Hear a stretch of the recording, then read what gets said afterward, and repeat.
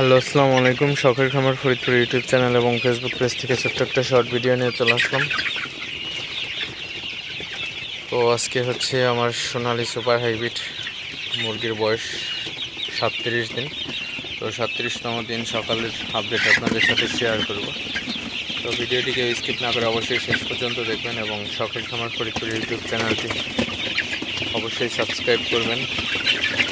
ভিডিওটি like, comment এবং share করে অন্য ভাইদের দেখার সুযোগ করে দেবেন। তো ভিডিওটি শুরু করে দেন।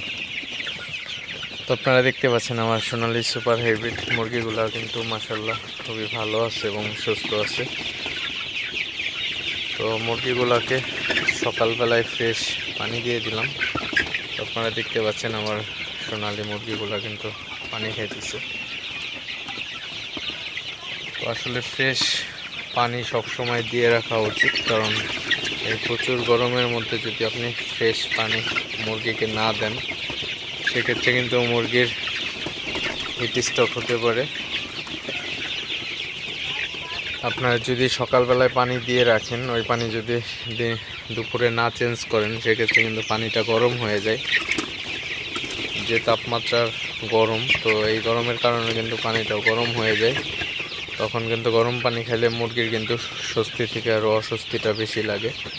তো এই জন্য অবশ্যই আপনারা চেষ্টা করবেন মুরগিকে সব সময় ফ্রেশ পানি দেওয়ার জন্য, অর্থাৎ ঠান্ডা পানি দিয়ে দিবেন সব সময় মুরগিকে, তাহলে কিন্তু মুরগি সুস্থ থাকবে এবং মুরগিগুলা কিন্তু হিট স্ট্রোক একটু কম করবে।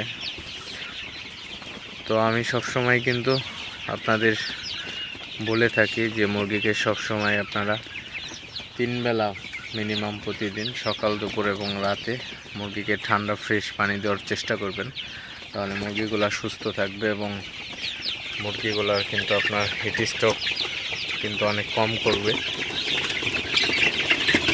তো আরেকটা জিনিস, মুরগিকে অবশ্যই মাঝে মধ্যে একটু তাড়াই দেবেন, কারণ মুরগিকে তাড়াই না দিলে আপনার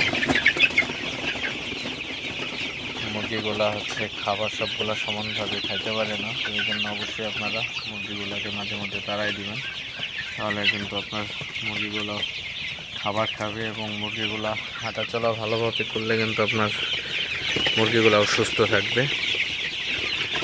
তো যাই হোক, আপনাদের সাথে প্রতিনিয়ত ভিডিওগুলো শেয়ার করি, আপডেট দিয়ে থাকি সব সময়।